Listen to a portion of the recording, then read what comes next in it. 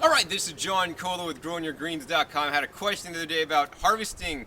How do you harvest all these different things? I mean, I know some of you experts out there know how to harvest, and some people don't. I had a person who's like, "I'm new into growing stuff. I don't even know how to harvest stuff." I'm like, "Okay, we'll do a segment on harvesting the produce you're growing."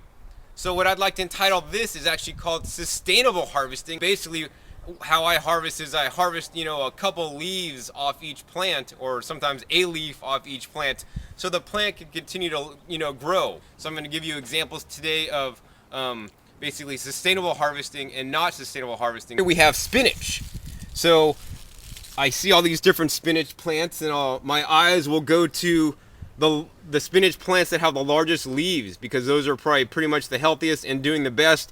Something like this plant over here looks kind of small and stunted, so I might not necessarily harvest from that.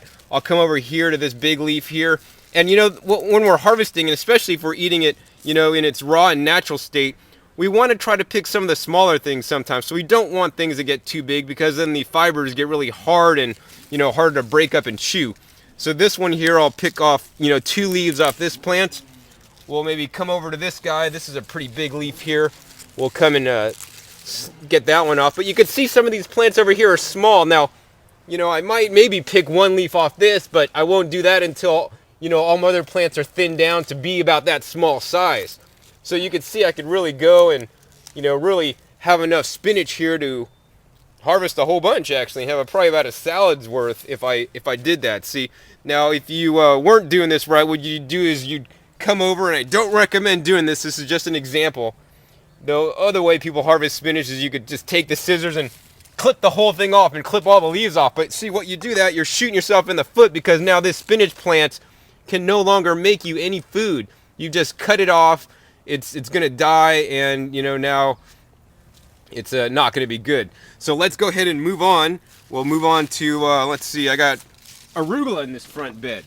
So let's see, arugula is really fun to harvest, and that's really easy. This stuff grows like a weed. You could cut it back pretty severely, but once again, I usually like to come over to a plant and maybe pick 2 leaves off that plant, pick a leaf off this plant, pick another leaf here. And the other thing cool about arugula is that you could just literally cut off the flowers, and some people call this what's called deadheading. So they cut this off, and the hope is that if you cut off all these flowers, it's not going to go to seed. And if you really keep on top of it, maybe you could kind of do that. But you know what? If the flower wants to go to seed, the plant wants to go to seed, it's going to go to seed. But you could cut this off and eat it. Definitely perfect and fine to eat. So eat your deadheads. Don't compost them. And you could also, pick the individual flowers here on the arugula too, just like that. And they're actually really delicious to eat. I love them. Okay, so we're coming over to the bok choy here. How do you harvest the bok choy, John? So we got 2 varieties. We got the green variety here, and we have a red variety here. So there's red variety we planted in between, and it already bolted. So once again, we could cut the bolts off just like that. And what does that look like? That looks like little broccoli. Well, this is all in the same family of plants, and you could definitely eat this just like you would eat broccoli. You dip it in some dressing, or put it in your salad, or even use the flowers individually on your salad. So definitely like to usually cut off all the bolts. That's definitely nice to put in a salad. It makes it look really cool. You could eat those. Let's see. Once the plant starts bolting, the leaves kind of look a little bit funny. They look like this, and you could definitely cut those off and eat that whole thing, because the plant's almost at the end of its life cycle. But I'd rather harvest the green bok choys right now that have nice large leaves. So I'll go around and see. Like, first I'll look. Okay, first I want to pick off the leaves that are in the way. Let's see, this one's kind of hanging out a little bit. Let's take this one off carefully. There's 3 leaves. Now we're going to go and look down. And usually when I'm harvesting, I'm at the same time I'm looking down and trying to find leaves that aren't like looking too healthy. So I'll do some what I call leafing and take some leaves off. Here's one right here, not looking too good. And only dead leaves at the bottom, promotes more basically insects and fungus and different things. So we want to try to get that out of there as soon as possible. So otherwise, I'll look down here and I'll see, what are the biggest leaves in this bunch.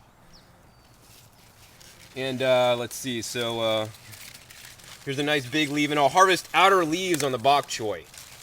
because if you harvest the inner leaves, it's going to damage the plant more, and it won't be able to grow as quickly.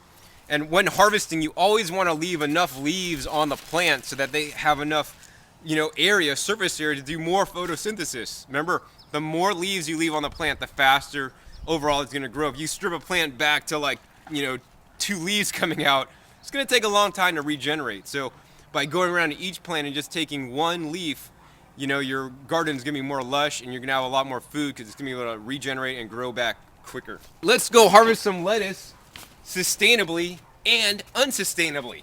So this is sustainable harvesting. We're going to go around and pick 1 leaf. We picked 1 leaf off this plant. We're going to go pick 1 leaf off this plant. We're going to pick a leaf off this plant. Wow, I like these leaves, the way they feel. They're nice and firm. We're going to pick, a leaf off this plant over here. Pick a leaf over here. And we could literally just go down the row and, pick 1 leaf off every plant to have our, salad of lettuce.